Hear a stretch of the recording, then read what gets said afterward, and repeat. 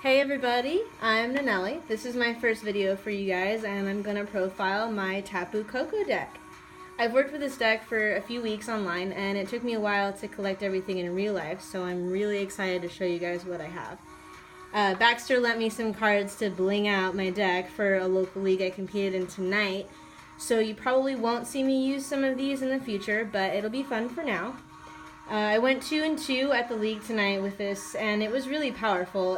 It took a strong Lycanroc deck to bring me down, and just barely. Well, let's hop right into it. We are going to start with our Pokemon lineup. So here we run 4 Tapu Koko GX. So for simple reasons, for 3 energy, you can do Sky High Claws for 130 damage, which actually, it seems like not very much for the amount of energy you have to apply, but I found that running Choice Bands and fighting Fairy Belt really helps that. And we do end up running other trainers that assist us in that too. And then he has a GX move, Tapu Thunder, which does 50 times the amount of energy attached to all of your opponent's Pokemon, not just their active, but even their bench. So that ends up hitting really hard. But the main reason we want to run this card is for the ability, Arrow Trail. When you play this Pokemon from your hand onto your bench during your turn, you may move any number of electric energy from your other Pokemon to this Pokemon. If you do, switch this Pokemon with your active. So basically this card comes out of your hand completely loaded and ready to go and ready to start attacking, so you're good. So we have 4 of those. And that guy is pretty much going to be our main attacker, but we do have some support in there just in case we don't get to start with him and it's just not really a good idea to run only 4 Pokemon. So also alongside we run 2 copies of the Tapu Koko promo card. It's not really an attacker. I put it in there basically because it doesn't have a retreat cost. And if you absolutely have to use it, you can rely on Flying Flip. For 2 colorless energy, this attack does 20 damage to each of your opponent's Pokemon. It's not a crazy hard hitter, but it definitely gets damage on the board for when you're ready to get your Koko GX out. And last but definitely not least, we are running 3 Jolteon EXs. I love the full art, so that's obviously in here. Jolteon, again, we run mainly for the free retreat. If you get stuck being inactive, we don't need a float stone or anything, you just pull him right out. And the attacks kind of go hit or miss. I mean, you can use them if you want. I don't really use them. Swift for 1 energy. This attack's damage isn't affected by weakness, resistance, or any other effects. It does 30 damage. And then for 1 lightning and 2 colorless, you can do Flash Ray, and it only does 70 damage, but it also prevents Jolteon from being hit by any basic Pokemon. So that's really nice if you're trying to build your bench, get some max elixirs going. That definitely helps. Alright, let's dive into our items here. First and foremost, crucial, 4 max elixirs. Look at the top 6 cards of your deck and attach a basic energy card you find there to a basic Pokemon on your bench. Shuffle the other cards back into your deck. This is crucial. I cannot stress it. You need 4 for sure. I've tried running the deck with 2 and it's really just not the same. So definitely focus on that. Alright, and then next we have 3 copies of Professor's Letter. In case your max elixirs just aren't hitting, you have Professor's Letter. You can go in your deck and get 2 basic energy cards and put them in your hand. So you can only use 1 per turn, but at least you get some support to go alongside your max elixir, which is always nice. So 3 copies of that. And this guy. I know he's going out of rotation, but I'm using him while I can. VS Seeker. Put a supporter card from your discard pile into your hand. Because of him, we only have to run like 1 or 2 of our really crucial supporters, and so I'm loving that.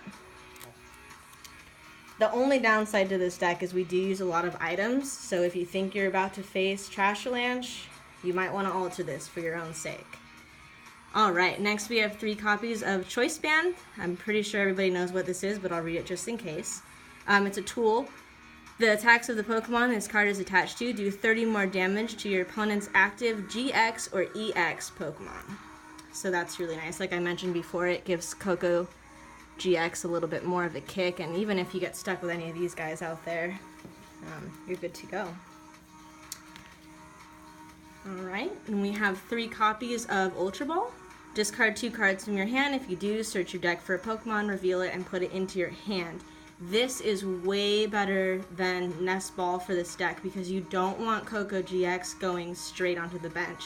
You have to put it from your hand to the bench in order for you to use the ability to move him into your active and take all those energy off of your other Pokemon.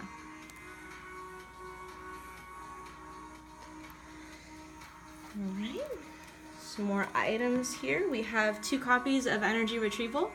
We're running a lot of energy in the deck, but just in case something happens and you know, if you Ultra Ball away a couple of your energy, you know that you have a surefire way of getting those right back. Most times I run Ultra Ball, I play it with 2 energy that get discarded, and then I play Energy Retrieval right after, so it's not even like you're losing anything.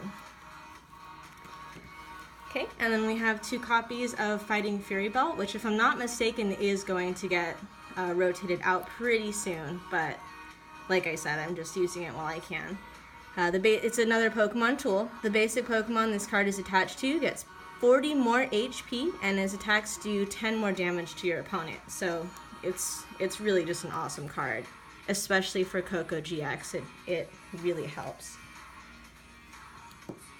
Alright, here's some of the bling. We run 2 switches in this deck. Just in case you get stuck with a Koko as your active and there's no energy on it, you really don't want that to happen. So, switches for us. Right, next, we have 1 copy of Rescue Stretcher. I mostly use it for the first bullet point, but if the game gets out of control and you need to use the second bullet point, that works too. So either put a Pokemon from your discard pile right into your hand, obviously our Koko GX is going right into our hand, or you can shuffle 3 Pokemon from your discard pile into your deck.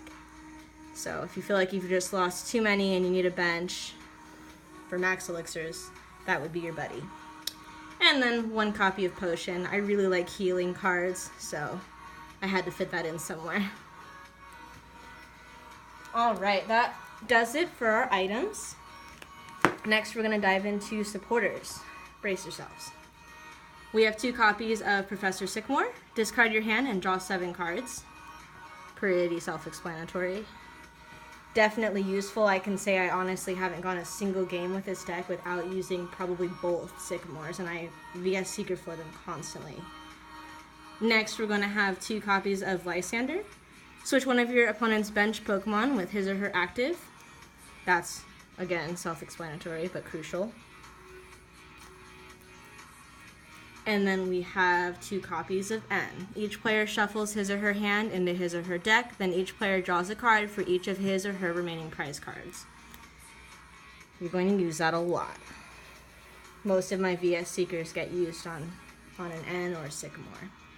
And then we have Skyla. Skyla is really awesome. It allows you to search your deck for any trainer card, reveal it, and put it into your hand. Honestly, because Skyla's already a supporter, the minute she comes into my hand, the first thing I'm thinking is either Max Elixir or Professor's Letter. Get some energy in my hand, even a VS Seeker to go into my discard. Something. If you need a tool, it's great. You can get any trainer. It's pretty awesome.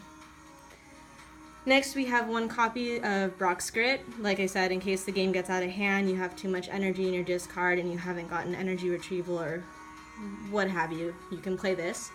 Shuffle 6 in any combination of Pokemon and basic energy cards from your discard pile into your deck. Again, with my healing cards, we have 1 copy of Pokemon Center Lady. Heal 60 damage and remove all special conditions. This one is really nice because it includes the special conditions. If you get poisoned or paralyzed, you can take that right off without discarding energy, which I love. We are also running 1 copy of Pokemon Fan Club. Just in case you get into a situation where you're facing Trashlands and you can't use all of your Ultra Balls, you can rely on your Pokemon Fan Club to get 2 of your basics out when you need them. 1 copy of Professor Kukui, which since he came out has pretty much been a crucial part of my decks. Draw 2 cards, During this turn, your Pokemon's attacks do 20 more damage. You get Koko GX out there, you have a Choice Band or even a Fighting Fury Belt on there, and you play a Kukui, you're hitting for like 180 damage, and that could very well be a knockout, unless you're facing some crazy GX, which is likely, but at least you've done a lot of damage. We are also running 3 copies of this stadium, excuse my pronunciation, Aether Paradise Conservation Area. This is a new one from Guardians Rising. Basic grass Pokemon and basic electric Pokemon, which is all we're running, both yours and your opponent's, take 30 less damage from the opponent's attacks. Guys, I cannot tell you how many times this stadium has saved my life, and running 3 is crucial because there's a lot of stadiums going around, and you need to bump those as fast as you can. Now, the next crucial part to making this deck work is making sure that you have plenty of energy. Honestly, this might seem like a lot, but I've run into instances where I've literally run out of energy because 2 of my Kokos have gotten knocked out with 3 energy attached, and now I only have like 6 left in my deck. So we are running 1, 2, 3, 6, 7, 8, 9, 10, 11, 12 basic electric energy. I don't run any special energy, just basic. You want to get them out and disperse as fast as you can. So that's our deck. It's held up really well. Like I said, the only real hiccup I've hit is Lycanroc, both day and night form. So I'm still working on a strategy to defeat that, but until then, we have a really hard-hitting deck that doesn't take too many evolutions or anything really. So yeah, that's my deck, and we're good to go. I'm going to battle it some more against Baxter tonight and let you know how that goes. He has a new deck he's running, so we'll see how that goes. And thanks for watching. Don't forget to like, comment, subscribe, do whatever you have to do to give us a shout out, show us some love. Thanks for watching.